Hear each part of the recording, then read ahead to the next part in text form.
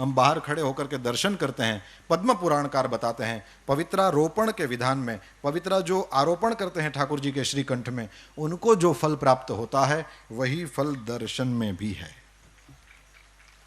अब जो मेरे पास समय है उसमें मुझे जो मुख्य कहना था वो कहूँगा, तुलसी की महिमा सुनाऊंगा, क्योंकि तुलसी हमारे जीवन में हमारे साथ एकदम सटी हुई है और उसका हमको रोज काम पड़ता है, तो हम उसके साथ रहते हैं, इसलिए तुलसी जी की कुछ बातें आपको बताऊंगा। लिखा है शंकर भगवान के मुख से ये तुलसी महिमा बताई गई पद्म पुराण में। लिखा है कि तुलसी का महात्म्य भर सुन लेने से जन्म मृत्यु के चक्कर से हम छूट जाते हैं। जन्म से लेकर मृत्यु तक पर्यंत जितने भी पाप हुए हों केवल तुलसी महात्म्य सुनने से नष्ट हो जाते हैं। सुनिए, लिखा है तुलसी का पत्ता, फूल, मूल, शाखा, छाल, तना और मिट्टी आदि सभी पावन है। तुलसी संभवम सर्वम पावनम मृत्तिकादिकम। जो तुलसी काष्ठ का चंदन श्री कृष्ण को अर्पण करता और उनके श्री विग्रह में भक्ति पूर्वक लगाता है वो सदा श्री हरि के समीप रमण करता है। यही हरिचंदन है। तुलसी का काष्ठ भी चंदन काष्ठ की तरह घिसा जा सकता है, यही सर्वांगे हरिचंदनम है, इसी को हरिचंदन। तुलसी का काष्ठ इसमें घिस दो, हो गया हरिचंदन, या तुलसी का पत्ता उसमें घिस दिया, हो गया हरिचंदन। ये ठाकुर जी को धराया जाए। जो तुलसी काष्ठ की आग से, तुलसी की जो सूखी लकड़ियां हैं उसको ऐसे ही कचरा समझकर फेंक न दें, इसका भी उपयोग है। लिखा है जो तुलसी काष्ठ की आग से भगवान के लिए दीप जलाए, तो कान खोलकर सुनिए, उसको 10 करोड़ दीप दान का फल मिलता है। जो ब्राह्मण तुलसी काष्ठ की अग्नि में हवन करते हैं उन्हें एक एक सिक्त अर्थात भात के दाने में अथवा एक एक तिल में अग्निष्टोम यज्ञ का फल मिलता है, जिस यज्ञ के कुंड में तुलसी का एक छोटा सा काष्ठ डाल दिया जाए। फिर लिखा है तुलसी की लकड़ी की आंच से तैयार किए हुए नैवेद्य का थोड़ा सा भी अन्न भगवान केशव को अर्पण किया जाए तो वो मेरु के समान अन्नदान का फल देने वाला होता है। जो भगवान को तुलसी काष्ठ का धूप देता है, भगवान ने એટલે આપણે અગરબત્તી સળગાવીને મૂકી દેવાય ને, મેં ટ્રાય કરી લીધી બોલવું હતું એટલે પણ બુઝાઈ જાય, એટલે આપણે ઘી કે કંઈક લગાડીને કદાચ કરીએ તો રહેશે। લખ્યું છે कि जो भगवान को तुलसी काष्ठ का धूप देता है वह उसके फल स्वरूप 100 यज्ञानुष्ठान और 100 गौदान का फल प्राप्त करता है। केवल तुलसी काष्ठ का धूप, ये कचरा समझकर न फेंकें। आगे, जो मनुष्य अपने अंग में तुलसी की कीचड़ लगाकर श्री विष्णु का पूजन करता है उसे एक ही दिन में 100 दिनों के पूजन का फल प्राप्त होता है। ये सब कुछ गीता प्रेस से प्रकाशित पद्म पुराण में आप दर्शन कर सकते हैं। लिखा है तुलसी की जड़ की मिट्टी से स्नान करने से तीर्थ स्नान का फल मिलता है। जो तुलसी की नई मंजरी से भगवान की पूजा करता है वो जब तक सूर्य चंद्र है तब तक वो पुण्य भोगता है। तुलसी द्वारा पूजित होकर भगवान श्री हरि भयंकर उत्पातों, रोगों तथा अनेक दुर्निमित्तों का भी नाश कर डालते हैं। फिर लिखा है प्रतिदिन तुलसी दल से पूजा करेगा कोई व्यक्ति भगवान की तो वह धनवान होता है। तुलसी की मूर्ति संपूर्ण सिद्धियों को प्रदान करने वाली है। फिर लिखा है पार्वण श्राद्ध के अवसर पर श्रावण मास में तथा संक्रांति के दिन तुलसी का पौधा लगाना ये अत्यंत पुण्यदायी है। तुलसी की जड़ में ब्रह्मा जी रहते हैं, मध्य भाग में भगवान जनार्दन रहते हैं और मंजरी में रुद्रदेव का निवास है, इसलिए शायद मंजरी रुद्रदेव को चढ़ती है। जिस घर, गांव या वन में तुलसी का वृक्ष हो वहां जगदीश्वर श्री विष्णु प्रसन्न चित्त होकर निवास करते हैं। उस घर में दरिद्रता नहीं होती, वहां दुख भय रोग नहीं ठहरते। जहां तुलसी की सुगंध लेकर हवा चलती है वहां की 10 दिशाएं और 4 प्रकार के जीव पवित्र हो जाते हैं। जिस घर में तुलसी के मूल की मिट्टी हो वहां संपूर्ण देवता तथा कल्याणमयी भगवान श्री हरि सर्वदा स्थित रहते हैं।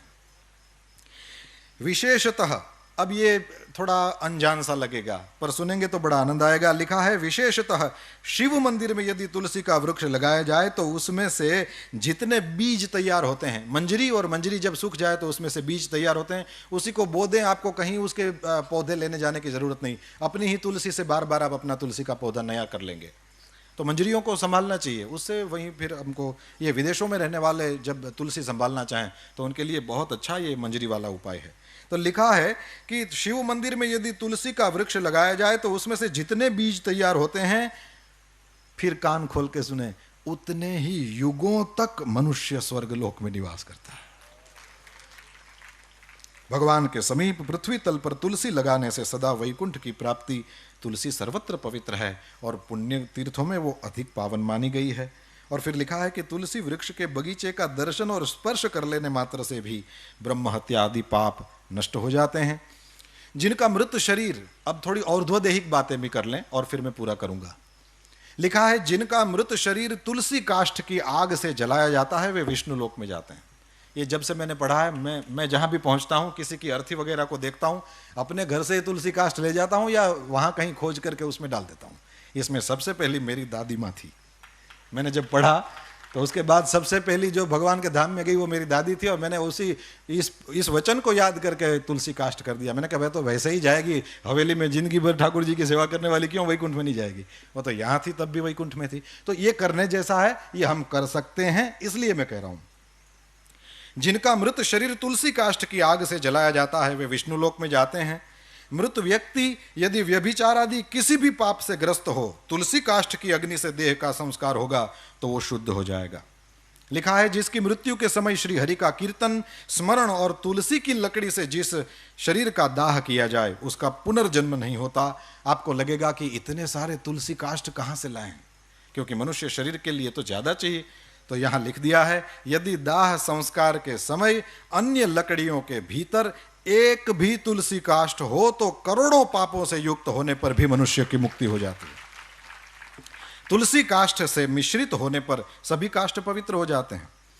वैसे श्मशान में यदि कभी जाना हो तो लिखा है कि श्मशान का वो जो मृतक अग्नि है, चिता जब जलाई जाए तो मृतक जो अग्नि है उसमें से जो धुआं उठता है, वो धुआं यदि स्पर्श कर जाए तो लिखा है कि जन्म भर किया हुआ पुण्य खत्म हो जाता है। अब यहां और कुछ लिखा है, यदि तुलसी का स्पर्श करा दिया जाए तो क्या होगा। लिखा है जिस अग्निशाला या श्मशान में घी के साथ तुलसी काष्ठ की अग्नि प्रज्वलित होती है वहां जाने से मनुष्यों का पातक भस्म हो जाता है। उसमें पुण्य भस्म हो जाने की बात है, यहां पाप भस्म हो जाने की बात आई। तुलसी काष्ठ की अग्नि से मृत मनुष्य का दाह होता देख क्या होता है, बोले विष्णुदूत ही आकर उसको वैकुंठ में ले जाते हैं। वो करोड़ों जन्मों के पापों से मुक्त होकर भगवान विष्णु को प्राप्त करता है। जो मनुष्य तुलसी काष्ठ की अग्नि में जलाए जाते हैं उन्हें विमान पर बैठकर वैकुंठ में जाते देखकर देवता उनके ऊपर पुष्पांजलि चढ़ाते हैं। ऐसे जीव को देखकर भगवान विष्णु और शिव संतुष्ट होते हैं, और लिखा है श्री जनार्दन सामने जाकर हाथ पकड़कर अपने अक्षरधाम में ले जाते हैं। और फिर पिंडदान की बात, पिंडदान में लिखा है कि तुलसी दल को मिलाकर पिंडदान करने से 100 वर्ष तक पितर तृप्त रहते हैं। यह तो किया ही जाता है।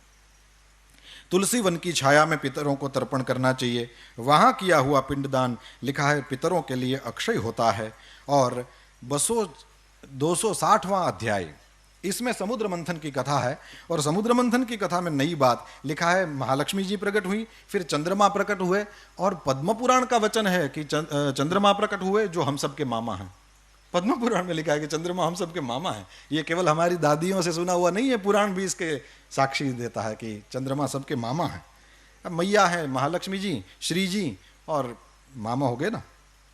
और फिर लिखा है कि इनके बाद समुद्र मंथन से भगवान श्री हरि की पत्नी तुलसी जी प्रकट हुई, जो परम पवित्र है और संपूर्ण विश्व को पावन बनाने वाली है। जगन माता तुलसी का प्रादुर्भाव श्री हरि की पूजा के लिए ही हुआ है। और सच में कभी भी श्री हरि का दर्शन करिए, मंगला के बाद जब ऋषि कुमार ठाकुर जी को सजा देते हैं पुष्पों की मालाओं से, तो उनके चरणों का फिर दर्शन नहीं होता। वो इसलिए नहीं कि नहीं कराना चाहते, लेकिन इसलिए कि उसमें तुलसी से वो दोनों चरण अच्छा देते रहते हैं। अंत में श्री राजेंद्र दास जी महाराज के द्वारा सुनी हुई एक बात कह करके पूरा करूंगा। उन्होंने कहा कि तुलसी जी क्यों इतनी ज़्यादा चढ़ाई जाती हैं। बोले इसलिए चढ़ाई जाती हैं कि तुलसी की जो मंजरी होती है, उस मंजरी में सफ़ेद छोटे छोटे फूल होते हैं, उसमें से कोई सुगंध आती है। मैंने तो कोशिश करी, लेकिन मेरी इस प्राकृत नासिका को उसमें से कोई गंध नहीं मैं प्राप्त कर सका। उतना पता नहीं मेरा पुण्य नहीं होगा, पर उसमें से जो सुगंध आती है, महाराज जी ने कहा, श्री राजेंद्र दास जी महाराज ने कहा कि वही सुगंध श्री राधा जी, श्री श्री जी के शरीर से आती है, और इसलिए ठाकुर जी को तुलसी जी ज़्यादा पसंद है। हम सब ऋषि कुमारों को यहाँ पुराण प्रवचन के लिए अवसर दिया गया। इसके लिए अवसर के प्रदाता करुणा निधान पूज्य भाई श्री के चरणों में हम सब ऋषि कुमारों की ओर से बार बार दंडवत प्रणाम करता हूँ। आप सब ने बड़े प्रेम से सुना, इसलिए हम सब ऋषि कुमार आपके आभारी हैं। कृतज्ञता पूर्वक पुनः पुनः पूज्य भाई श्री के चरणों में प्रणाम। पूज्य